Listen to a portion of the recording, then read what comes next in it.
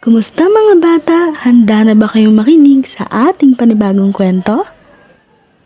Halina! Nagising si Nara sa napakagandang sikat ng araw. Bumangon na siya para kumain ng almusal. At pagkatapos naman ay mag-brush ng kanyang ngipin. Matapos siya mag-ayos ng kanyang sarili, pumasok na siya sa paaralan ng masayang masaya.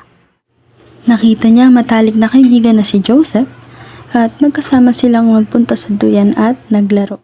Bukod sa paglalaro, masaya rin si Nara sa pag-aaral.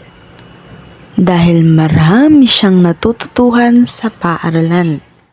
Matapos ang klase ay umuwi na rin si Nara ng masayang masaya.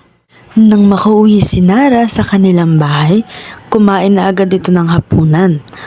Natapos ang kanyang araw, kaya naman masaya rin itong natulog kahit siya ay pagod.